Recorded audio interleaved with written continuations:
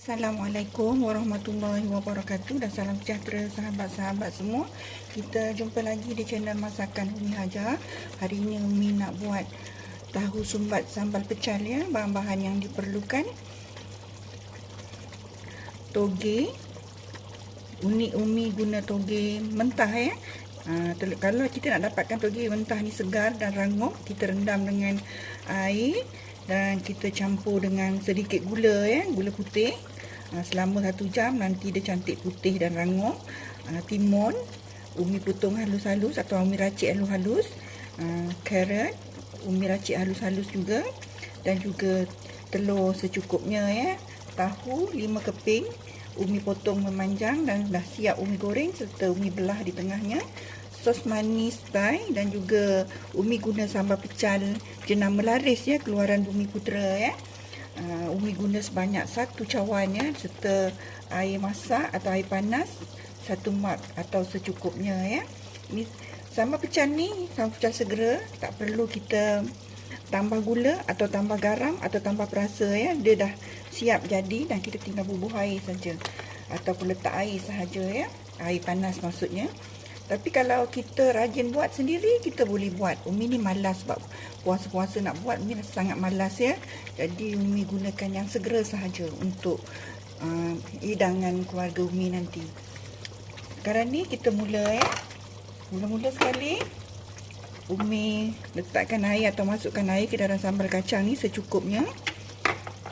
Kita bancuh dia.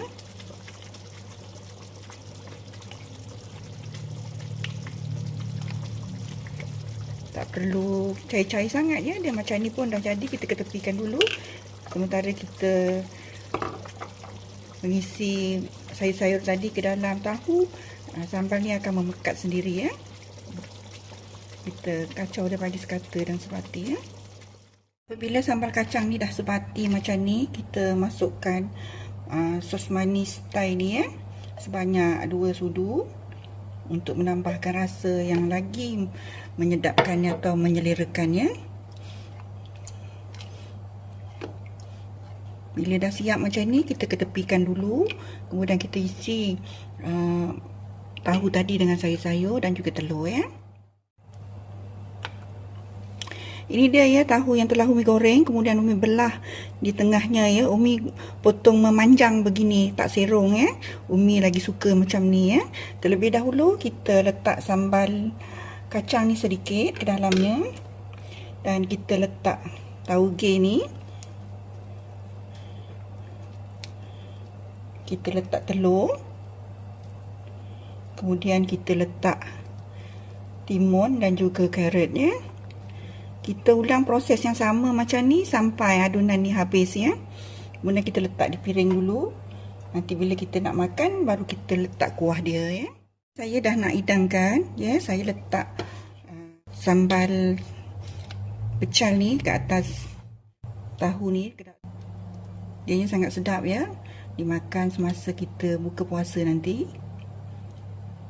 Sebab tinggal lagi beberapa minit saja akan masuk waktu berbuka puasa ya. Bersedia untuk kita hidangkan ya sahabat-sahabat. Ini dia ya. Ini dia tahu sumbat sambal pecal untuk perkongsian hari ini. Rasanya sangat sedap. Sambal pecal ni, sambal pecal segera, boleh kita beli di pasar raya ataupun minimarket yang berhampiran dengan rumah kita. Dianya banyak dijual, keluaran Bumi Putera ya. Rasanya sedap dan menyelerakan, dan sesuai untuk kita jadikan menu hidangan keluarga kita ya. Umi ucapkan ribuan terima kasih dan kita jumpa lagi di video akan datang. Assalamualaikum, salam sejahtera serta selamat berbuka puasa.